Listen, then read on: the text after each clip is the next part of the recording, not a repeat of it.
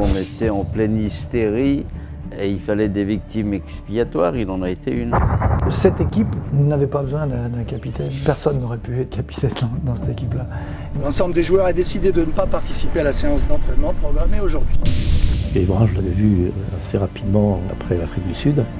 Il a toujours été loyal. Il garde encore au cœur quelques petites échymoses de cette époque-là. Il sera en équipe de France jusqu'à ce que quelqu'un vienne et le prenne par le col pour le sortir du terrain. Il ne partira pas. T'as des mecs qui te donnent envie de mourir sur le terrain, quoi.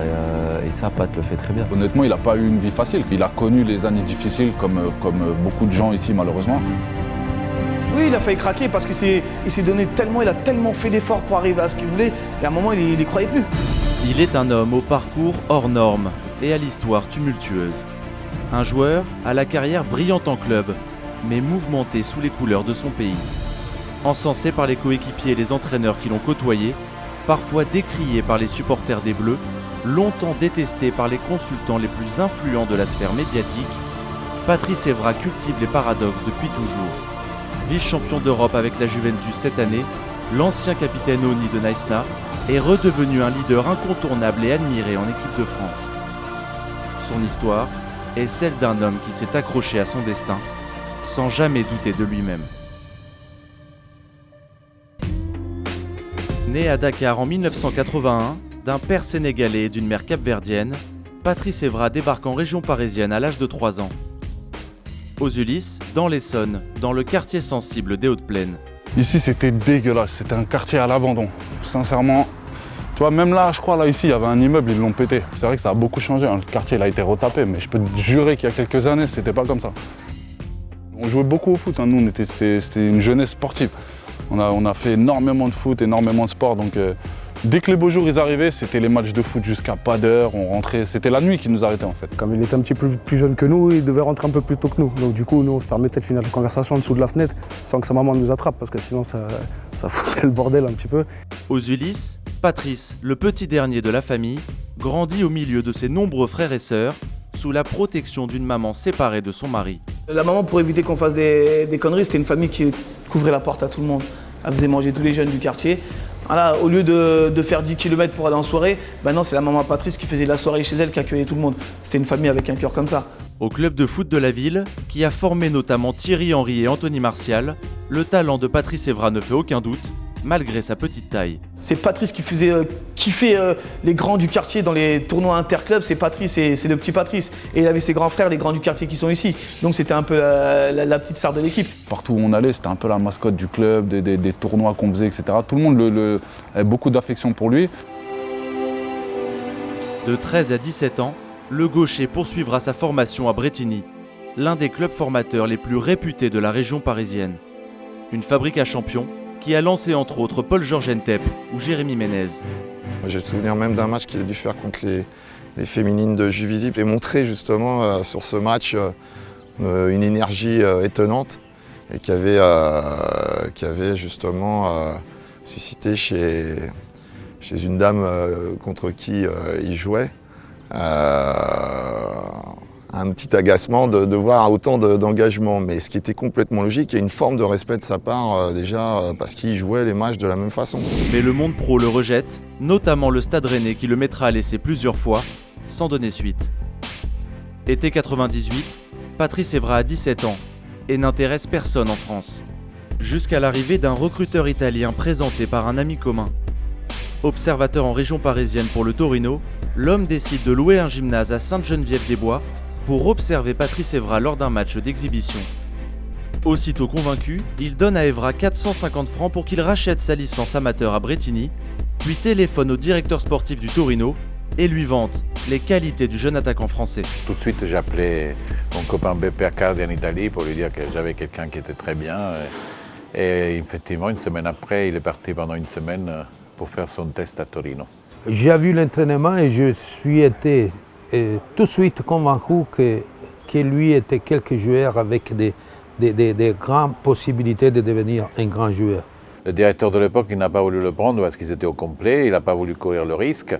J'ai dit à mon responsable, tu vas faire un papier où tu vas te prendre les responsabilités de ce que tu dis aujourd'hui, parce que pour moi, lui, c'est un joueur que nous devons prendre tout de suite. Evra rêve de Calcio, mais signera son premier contrat professionnel en Sicile à Marsala, en 3e division. Encore mineur, le garçon a besoin de l'accord de sa maman pour rejoindre l'Italie. Il hésitait parce que c'était quand même un grand pas. Et quand j'ai rencontré sa maman Juliette, qui a été d'une gentillesse extrême, j'ai remarqué qu'il y avait une certaine réticence. Limite, sa maman aurait pu refuser, sachant que bon, Patrice c'est le dernier de sa famille, c'est le petit gamin, il lui reste plus que lui, ses grandes sœurs, ses grands frères avaient grandi, avaient quitté le domicile familial. Patrice c'était le dernier. La maman, qu'est-ce qui tourne de sa tête? Je vais rester toute seule, il n'y a plus Patrice, tout le monde est parti, qu'est-ce que je vais faire? Et là, j'ai l'autorisation parentale de sa maman qu'on a signée à la mairie pour qu'il puisse signer un contrat pro et son premier contrat pro à Marsala. Début d'aventure pour Patrice Evra, oui.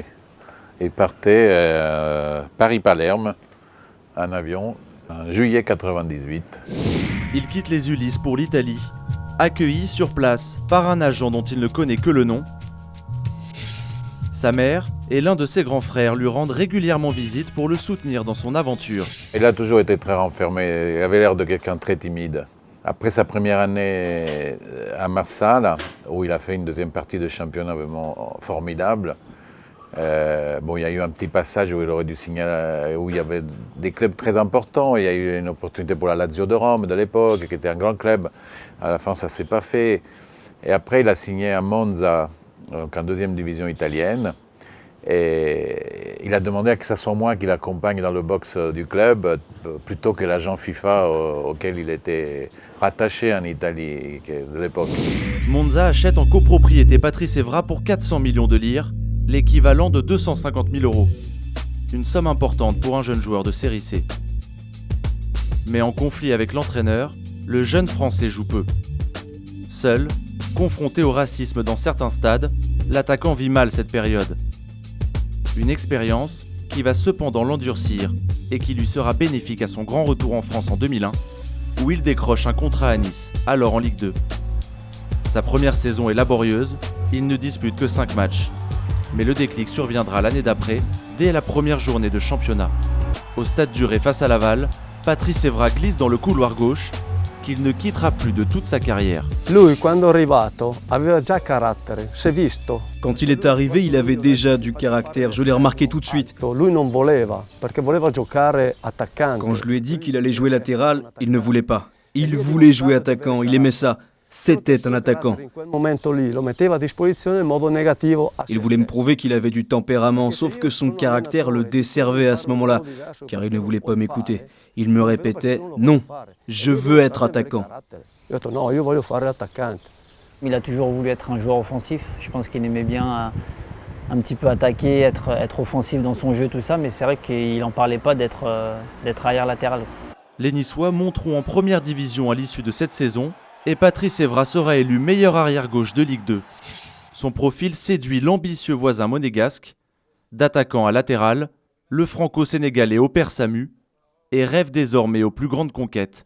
Tout de suite, il a voulu s'imposer. Pour lui, c'était un titulaire déjà dans cette équipe monégasque, alors qu'il y avait des noms. À l'époque, Didier Deschamps voulait faire du tri, mais on avait encore beaucoup de joueurs d'expérience. Et lui, il était sûr de réussir et de s'imposer. Ça fait une grosse évolution quand même. On sort de Ligue 2, on fait la montée en Ligue 1. De suite, il se retrouve à Monaco, Ligue des Champions. C'est quand même exceptionnel, quoi. Moi, je me rappelle, je voyais à Monaco qui mettait la chanson de la Champions League.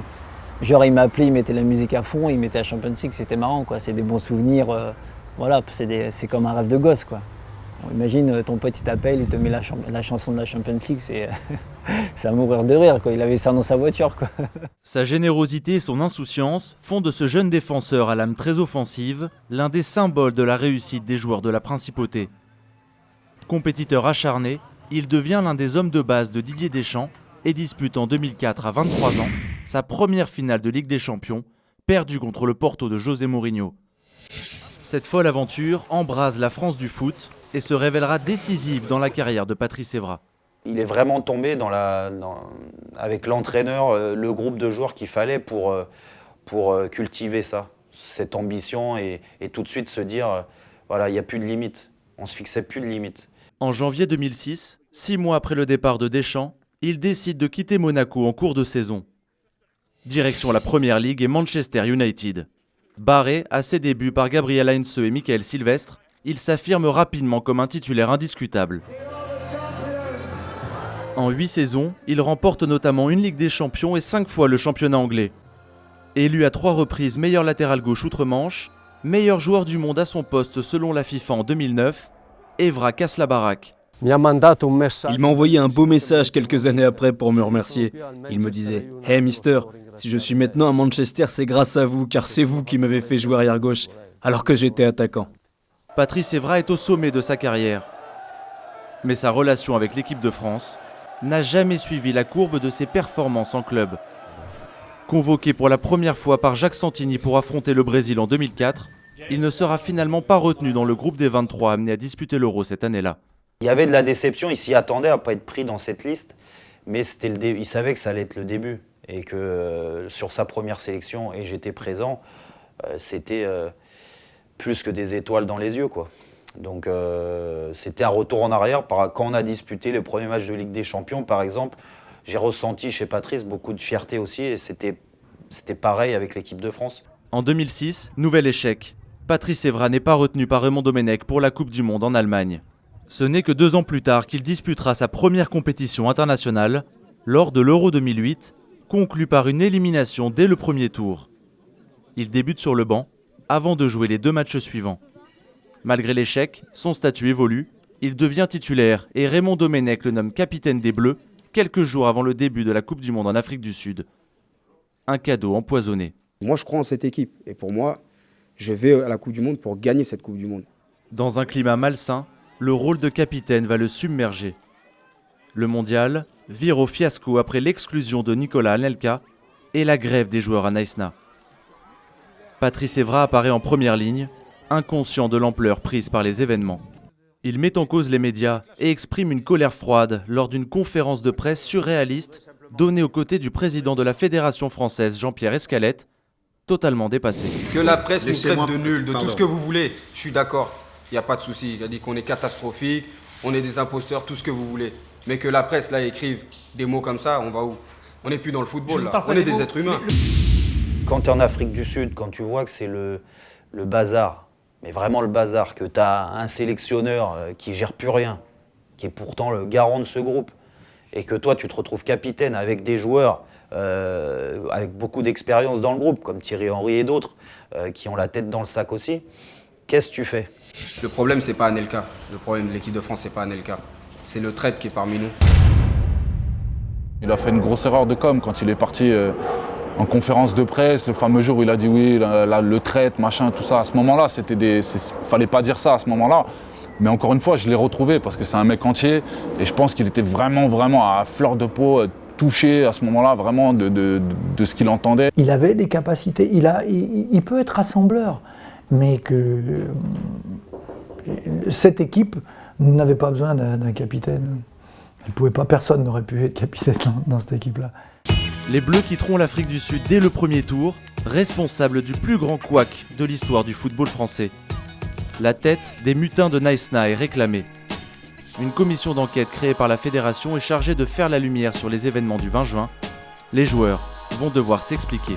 Lui est venu spontanément, seul, sans conseiller, exprimer sa vérité.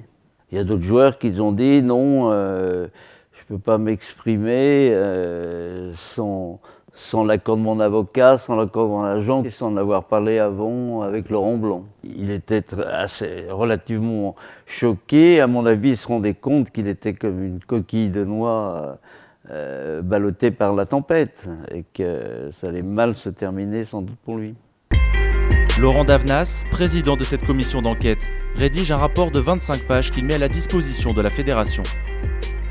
Mais face à notre caméra, l'ancien magistrat nous a révélé le dessous des cartes et raconté une histoire bien différente de celle qui courait jusqu'ici. Dans la commission, donc, on a raconté ce qu'on pensait être notre vérité et on n'a pas stigmatisé négativement le rôle d'Evra. Les politiques s'étaient emparés de l'affaire, on était en pleine hystérie. Et il fallait des victimes expiatoires, il en a été une. Mais effectivement, il était sanctionné, de mon point de vue, trop durement. Mais selon l'avocat du joueur, ce rapport n'a jamais été mis dans le dossier disciplinaire. Je lui avais dit, il faut que j'aille voir le dossier, bien sûr, à la fédération. Et là, c'était très étonnant parce que dans le dossier de la fédération, il n'y avait rien. Il n'y avait aucun rapport écrit. Rien. Le dossier était vide au sens propre et figuré du terme. Ça peut se comprendre, même si c'est choquant, parce que notre rapport n'allait pas dans le sens de la sévérité des sanctions prononcées par la commission de discipline de la fédération. Sanctionné pour avoir été le capitaine d'une équipe en perdition, Patrice Evra écopera de 5 matchs de suspension. Nicolas Anelka, Franck Ribéry et Jérémy Toulalan seront également suspendus par la commission de discipline. Evra sera le seul joueur à faire appel de la sanction, persuadé d'être la victime d'une condamnation politique. Sa suspension sera confirmée.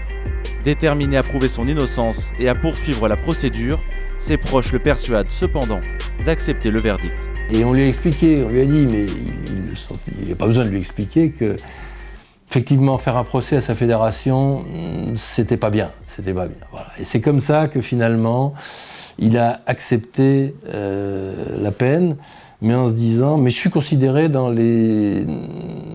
le public, par les journalistes, etc., comme un coupable, alors que je ne suis pas coupable. Au contraire. Ça m'a fait souffrir parce que on a allumé le capitaine. Parce que c'était lui qui était au devant de la scène, c'est le capitaine, normal c'est Patrice. Mais par derrière, il y en avait plein d'autres, il y en avait 22 ou 23, et il y a cela aussi à gérer. Dépassé, incapable de gérer ses émotions, indigent dans sa communication, Patrice Evra avait perdu le sens des réalités en Afrique du Sud. Mais était-il le principal responsable de la grève de Naïsna, comme sa sanction pouvait le laisser penser? Était-il l'un de ces caïds immatures dont la ministre des Sports de l'époque, Roselyne Bachelot, avait stigmatisé le comportement? Ses coéquipiers, qui l'ont toujours soutenu, ont développé à cette période en coulisses un tout autre récit. En Afrique du Sud, certains joueurs auraient pensé dans un premier temps à faire la grève non pas de l'entraînement, mais du dernier match contre le pays hôte. Une action qui aurait eu des conséquences dramatiques pour le football français. Evra et quelques autres auraient milité pour empêcher cette catastrophe. La fédération, là, la bonne, même quand il y a eu l'histoire sur Luis Fernandez et Ménez, les clochards et tout, la fédération l'a quasi défendu en disant c'est une affaire privée, comme si ça n'engageait pas. Ce que je veux dire, c'est qu'on sent beaucoup de bienveillance fédérale envers Patrice Evra. Je ne peux que me dire que cette bienveillance crédibilise le fait qu'il ait eu un rôle positif à Naïsna. On peut tous commettre une erreur, il faut savoir pardonner. Bon, il y a des limites, bien évidemment, mais enfin, en tout cas, ils étaient quand même très nombreux. Evra aurait pu mieux faire là-bas, mais d'autres aussi. Si on regarde cette image et cette histoire, on ne peut pas avancer. Patrice Evra patientera près d'un an avant de retrouver les Bleus lors d'un match de qualification à l'Euro 2012 contre le Luxembourg le 25 mars 2011.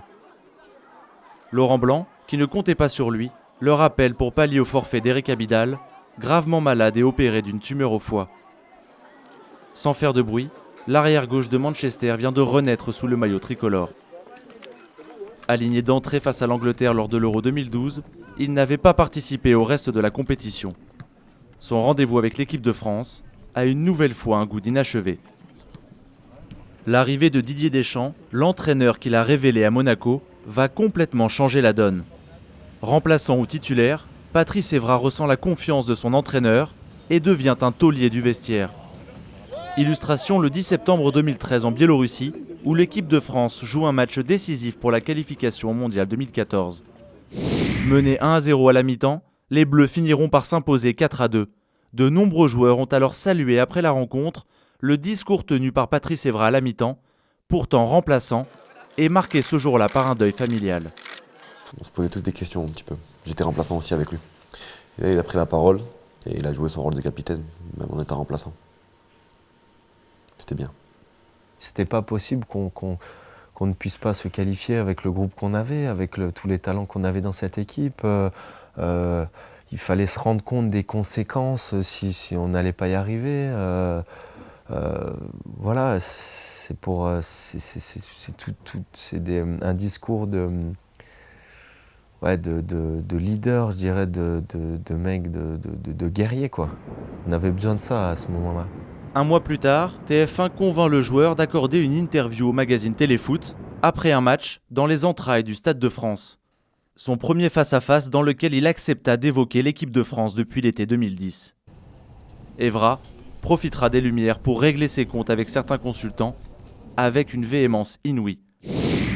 Avec son franc-parler habituel, il choque une partie du public, accusé une nouvelle fois de ternir l'image des Bleus à quelques jours d'un barrage contre l'Ukraine qualificatif pour le mondial au Brésil.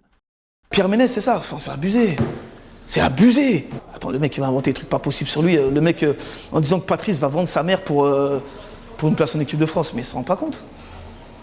Il se rend pas compte. En plus, Patrice, sa mère venait de se faire opérer à ce moment-là. Elle a perdu sa jambe, des trucs comme ça. Ça fait mal. Son attaque envers les journalistes, je le savais 2 ans avant. Il a dit un jour, tous ceux qui m'ont critiqué, j'oublie pas, ça reste dans un coin de ma tête, mais un jour je répondrai.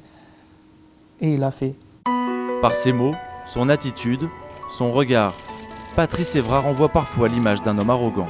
Je n'avais pas une image très positive. Je sentais quelqu'un assez agressif dans son regard, dans sa manière de regarder les gens, presque de les toiser.